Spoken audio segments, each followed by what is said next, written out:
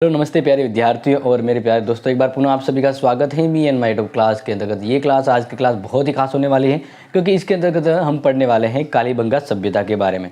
यानी हर छोटी बड़ी चीज़ यहाँ पर हम अपडेट के रूप में देखेंगे, वाइट बोर्ड के साथ साथ हम डिजिटल बोर्ड पे भी देखेंगे बहुत ही अच्छे तरीके से। उस समय प्राप्त हुए अवशेषों के बारे में, उनके फ़ोटो को समझने के लिए, उनको चित्र को समझने के लिए हम आपके सामने डिजिटल स्क्रीन पर भी वो समझाएंगे। और जैसा कि आप सभी को पता है, ये बहुत ही बहुत ही इंपॉर्टेंट टॉपिक को कंटिन्यू आपके लिए क्लासेज हो रही है और ये कंपटीशन एग्जाम में भी इंपॉर्टेंट है, लेकिन फिलहाल बीए वालों के लिए यानी फर्स्ट सेमेस्टर में भी इसको इन्वर्ट किया गया है। देखिए, कालीबंगा सभ्यता की जैसे बात करें तो ये हड़प्पा सभ्यता से जुड़ा हुआ है, ठीक है ना। हड़प्पा सभ्यता यानी हड़प्पा सभ्यता को आपको पहले भी मैंने कहा था, इसको सिंधु सभ्यता भी कहते हैं, ठीक है, सिंधु सभ्यता भी कहते हैं। तो अब अगर यहाँ पर देखा जाए, कुछ इतिहासकार वगैरह तो ये भी कहते हैं कि सिंधु सभ्यता यानी हड़प्पा सभ्यता से पहले का ये समय है, लेकिन ऑलमोस्ट अगर देखा जाए तो ये 3000 ईसा पूर्व के आसपास का ये जो हड़प्पा सभ्यता के अंतर्गत ये क्षेत्र आता है कालीबंगा, ठीक है। देखो, कालीबंगा सभ्यता है, इसका जो प्रमुख केंद्र है वो राजस्थान के अंतर्गत है, हनुमानगढ़ में। और बात करें इनके बारे में तो हड़प्पा सभ्यता के बारे में जो पहले प्रकाशित यानी कह लें सबके पहले प्रकाशन के रूप में एकदम आता है, इसकी खोज है वो 1952, कहीं पर 53 भी लिखा होता है, ठीक है ना। 1952 और 53 के अंतर्गत अमलानंद घोष द्वारा इसका उत्खनन कार्य या मतलब इसकी खोज की गई, ठीक है। ये बहुत ही इंपॉर्टेंट है और इसलिए आपको इसके बारे में ध्यान रखना है। अब इस सभ्यता, इसका जो मतलब प्रमुख जो स्थल है वो भी मैंने आपको क्या बताया, हनुमानगढ़। और ये जो है वो घग्गर नदी के किनारे है, जिसको हम पहले सरस्वती नदी भी कहते थे। क्या कहते थे? सरस्वती नदी के तौर पे भी जानते थे, ये आप सभी को पता है। और इनके बारे में देखिए, एक्चुअल में क्या प्रश्न काफ़ी बार आते रहते हैं, तो इसलिए मुझे आपको बताना बहुत ज़रूरी है, समझा गया कि कालीबंगा सभ्यता के बारे में आपको बता दूं। तो अमलानंद घोष जो पुरातात्विक थे, यानी जो अपने अतीत के बारे में जानने वाले जो होते हैं पुरातात्विक। इसके अलावा बात करें कि भाई 1961 से लेकर 1959 तक के मध्य काफ़ी विद्वानों ने इनके बारे में खोज की, काफ़ी चीज़ें उन्होंने प्राप्त की। और इस बारे में मैं आपको पूरी तरह से समझाना चाहूँगा, तो डिजिटल स्क्रीन पर ले चलता हूँ, वहाँ पर मैं कुछ अवशेषों के साथ आपको रूबरू समझाऊँ कि क्या चीज़ें हैं जो आपको जानना चाहिए। चलते हैं डिजिटल स्क्रीन पर। और जैसा कि आपको बता ही रहे थे कि यहाँ पर बेहतर तरीके से समझा पाऊँगा, तो इसलिए देख सकते हैं यहाँ पर ये इसके अवशेषों को यहाँ पर आपकी ये कालीबंगन अवशेष के रूप में आप यहाँ देख सकते हैं इनकी कला के बारे में। यहाँ पर थोड़ा बढ़ते हैं। जैसे कि थोड़ा सा मैंने आपको बताया था कि कालीबंगा सभ्यता हनुमानगढ़ जिले के घग्गर, जिसको प्राचीन में सरस्वती नदी और बाह्य शुष्क तट पर स्थित थी। ये कालीबंगा की सभ्यता विश्व की प्राचीनतम सभ्यताओं में से एक है। इस सभ्यता का जो काल है, अभी मैंने आपको बताया कि 3000 ईसा पूर्व के आसपास माना जाता है, लेकिन कालांतर में प्राकृतिक विषमता और विक्षोभों के कारण ये सभ्यता है वो नष्ट हो चुकी है।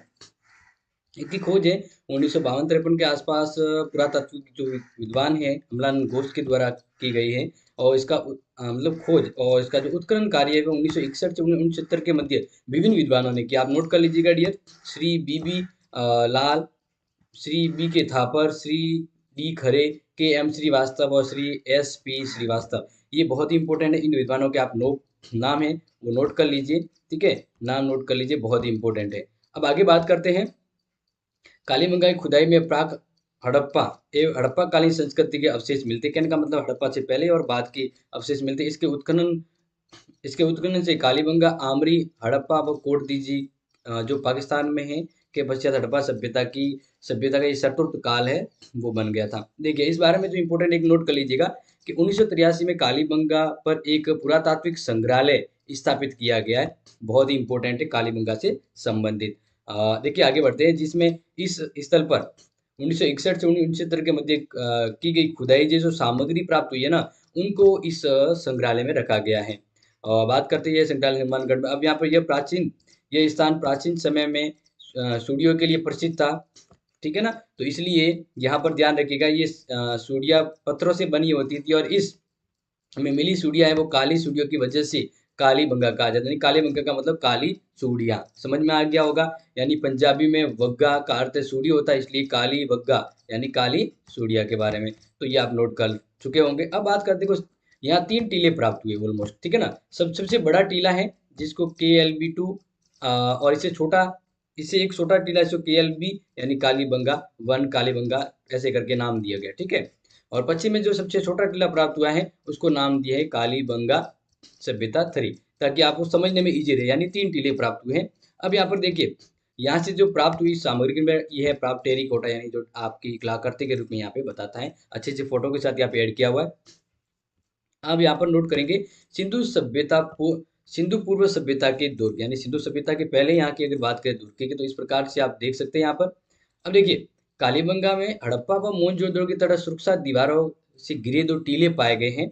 कुछ पुरातात्विक विदों के अनुसार यदि हड़प्पा और मोहनजोदड़ो को सैंधव सभ्यता की प्रथम 2 राजधानी माना जा सकता है, तो इस सभ्यता को सैंधव सभ्यता की तृतीय राजधानी भी कह सकते हैं। यानी ये कालीबंगा बहुत ही इंपॉर्टेंट हड़प्पा सभ्यता से जुड़ा एक स्थल के रूप में बहुत ही महत्वपूर्ण यहाँ पर जो इस राजधानी के तौर पे भी देखिए यहाँ पर इनको माना गया। यहाँ के पूर्व टीले की सभ्यता प्राक हड़प्पा कालीन है, और कालीबंगा में सिंधु पूर्वी सभ्यता के इस बस्ती में दुर्ग के प्रमाण भी मिलते हैं, नोट कर लीजिएगा। यह किल्लेबंदी कच्ची ईंटों से बनी थी जो नगर की सुरक्षा का साधन थी। अन्य हड़प्पा कालीन नगरों की भांति कालीबंगा 2 प्रकार के दुर्गों में विभाजित था। नगर दुर्ग जिसको हम गढ़ी कहते हैं, और निम्न दुर्ग, ठीक है। नगर दुर्ग समानांतर चतुर्भुजाकार हुआ करते थे। यहाँ का किला 30x20x10 सेमी की मिट्टी की कच्ची ईंटों से निर्मित होते थे। ये ईंट का नाप है वो नोट कर लीजिएगा, यानी जो ये ईंटें हैं इनके नाप के बारे में बताया गया है। किलेबंदी के उत्तरी भाग में प्रवेश मार्ग था जिससे सरस्वती नदी तक पहुंच सकते थे। अब देखिए इसके बारे में, अब आगे बढ़ते हैं नगर नियोजन के बारे में, बहुत ही जरूरी है। जैसा कि आप ये फोटो देख रहे हैं, ये उस समय नगर नियोजन के बारे में बताता है कि उस समय किस प्रकार की नगर नियोजन व्यवस्था होती थी।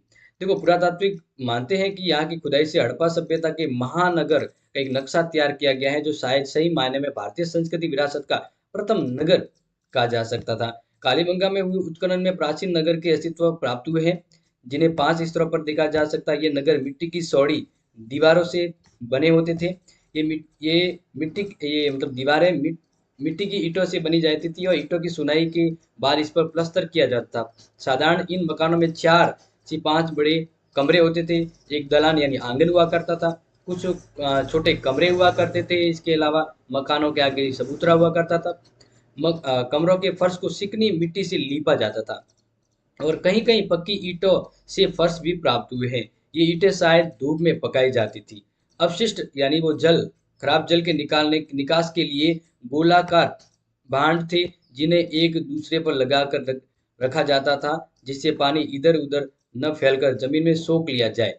और सतह मिट्टी और लकड़ी की बल्लियों और मिट्टी की बनाई जाती थी। छत पर छत पर जाने के लिए सीढ़ियां थी। नगर की सड़कें चौड़ी और पक्की थी। सुरक्षा के लिए नगरों के चारों तरफ चौड़ी दीवार और खाया बनी हुई थी। नगरों के दूसरे किनारे पर बड़े कमरे, कुआं, दालान बना है, जिसमें अनुमान लगा सकते हैं कि नगर के आसपास सुरक्षा हेतु दुर्ग व्यवस्था थी। यहाँ यहाँ पर मोहनजोदड़ो जैसी, क्योंकि आपको पता है कि हड़प्पा सभ्यता में नगर व्यवस्था का सबसे अच्छा उदाहरण मोहनजोदड़ो है, तो यहाँ पर मोहनजोदड़ो जैसी उच्च स्तर के जल निकास व्यवस्था का भी मतलब व्यवस्था, लेकिन इतना आवास नहीं होता है कि वो मतलब मोहनजोदड़ो जैसा हो, क्योंकि वहाँ का नगर नियोजन बहुत बढ़िया था।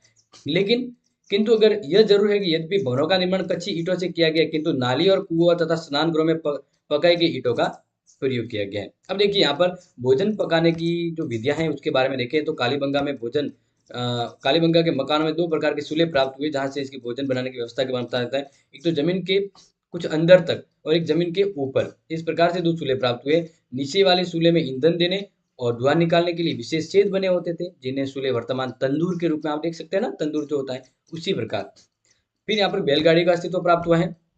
यह प्राप्त हुई मिट्टी के खिलौने, पहिया और मवेशियों की हड्डियों पर हुए शोध में पुरातात्विक ने बैलगाड़ी के अस्तित्व का प्रमाण देखते हैं। इसके अलावा यहाँ पर अन्य जैसे कुत्ता है, या फिर मान लीजिए और भी जो छोटे मोटे पशु है, उनकी जानकारी यहाँ पे प्राप्त होती है। हमनों के साक्ष्य यवन होते थे कि नहीं, यानी धार्मिक, ये धर्म से संबंधित, ठीक है। कालीबंगा के दुर्ग टीले के दक्षिणी भाग में मिट्टी और कच्ची ईंटों से बने 5 चबूतरे मिले, जिसके शिखर पर हवन कुंडों के होने के साक्ष्य मिलते हैं। ये बिल्कुल सही सटीक बैठता है। इसके अलावा बात करें कृषि, कालीबंगा में नगर सुनियोजित ढंग से बसाए गए थे। यहाँ के नगरवासी सभ्य और समझदार थे। यहाँ एक टीले की खुदाई में जूते हुए खेत के अवशेष प्रमाण मिले हैं, बहुत ही इंपॉर्टेंट, नोट कर लीजिएगा। जिससे ज्ञात होता है कि नागरिकों के जीविकोपार्जन के लिए कृषि एक साधन हुआ करती थी। यहाँ प्राप्त जूता हुआ खेत शायद सबसे प्राचीन जूता हुआ खेत है, विश्व का सबसे प्राचीन खेत भी ऐसा माना जाता है। यह प्राप्त खेत विश्व के प्राचीनतम खेतों का नमूना है। माना जाता है कि संस्कृत साहित्य में वर्णित बहुधान्यीन क्षेत्र यही है। इन खेतों में दो तरह की फसलों के एक साथ उगाया जाता था। कालीबंगा में मिले प्राकृत सैंधव संस्कृत के एक जुते हुए खेत के कुंडों के बीच दूरी पश्चिम की ओर 30 सेमी और दक्षिण की ओर उत्तर से दक्षिण की ओर 1.10 किमी है, वो हुआ करती थी। इस प्रकार के खेत की चौड़ाई हुआ करती थी। फिर माना जाता है कम दूरी के खांचों में सना एवं अधिक दूरी के खांचों में सरसों उगाई जाती थी। और इसमें ग्रिड ग्रिड तरह की धारियां बनाने के निशान यानी ग्रिड प्रणाली पाई जाती थी। ये बहुत ही इंपॉर्टेंट, नोट कर लीजिएगा। अब बात करें लघु पाषाण उपकरण भी यहाँ पे प्राप्त हुए। यह उपकरण में लघु पाषाण उपकरण मणिया, मिट्टी के मनके, शंख, कांस, मिट्टी की चूड़ियाँ, खिलौने, गाड़ी के पहिए, बैल की खंडित मूर्तियाँ, सील बट्टे आदि के अवशेष प्राप्त हुए हैं। यानी तांबे के औजार वगैरह मिक्सअप में, जैसे यहाँ पे देखते तांबे के औजार है, ये अलग अलग जहाँ पे जो आपको मैं बता रहा हूँ, क्योंकि इसलिए मुझे आपको डिजिटल स्क्रीन बतानी थी कि ये कुछ फोटो है वो मैं आपको बता पाऊँ, ताकि आप समझ पाए कालीबंगा से जुड़े कुछ अवशेषों के बारे में। अब आगे देखिए, इस युग में पत्थर व तांबे दोनों प्रकार के उपकरण प्रचलित थे, परंतु पत्थर के उपकरणों का प्रयोग अधिक होता था। यहाँ के दैनिक जीवन उपयोग में होने वाली वस्तुएं प्राप्त हुई है। कालीबंगा में उत्खनन से प्राप्त पुरातत्व में धातु यानी तांबे से निर्मित औजार, हथियार और मूर्तियां प्राप्त हुई, जिससे पता चलता है कि मानव प्रस्तर युग से ताम्र युग में प्रवेश कर चुका था। और ये जो आप देख सकते हैं ना, ये बहुत इंपॉर्टेंट मैं आपको यहाँ पर बता रहा हूँ। तांबे का बैल, ये वहाँ का प्राप्त होना एक बहुत ही महत्वपूर्ण साक्ष्य मिलता है वहां से। अब प्राप्त मोहरें, कालीबंगा से जो मोहरें प्राप्त हुई है वो इस प्रकार की मोहरें हैं, आप देख सकते हैं। ये मुझे आपको बताना बहुत जरूरी था, इसलिए मुझे आपको डिजिटल स्क्रीन में लेके आना पड़ा। ठीक है, ये कालीबंगा की मोहरें समझ लिया आपने। ओके, कालीबंगा से चैलखड़ी की मोहरें, मिट्टी की छोटी मोहरें, महत्वपूर्ण वस्तुएं प्राप्त हुई है। मिट्टी की मोहरों पर सरखंडे के सांप निशान से लगाए जाते थे। इनका प्रयोग पैकिंग के लिए किया जाता। कालीबंगा से हड़प्पा सभ्यता की मिट्टी मतलब मिट्टी मिट्टी पर बनी हुई मोहरें मिली है, जिन पर वृषभ यानी बैल, अन्य पशुओं के चित्र व सैंधव लिपि से मिलती जुलती लिपि के लेख यहाँ पर उत्कीर्ण नजर आते हैं, जिन्हें अभी तक पढ़ा नहीं गया है। ये बहुत इंपॉर्टेंट, जिन्हें पढ़ा नहीं गया है। और ये लिपि है जिन्हें दाएं से बाएं लिखी जाती थी। एक सील पर किसी आराध्य देवी मतलब देव की कृति है। कालीबंगा से प्राप्त मोहरें मेसोपोटामिया की मोहर जैसी यानी उस सभ्यता से बिलोंग करती है, मतलब सिमिलरिटी है। फिर यहाँ पे बाट भी प्राप्त हुए, यानी अलग, जैसे वजन, ये जो तोल है वो तोल जैसे अभी तराजू के तोल होते हैं, इस प्रकार से अलग अलग बाट प्राप्त हुए हैं।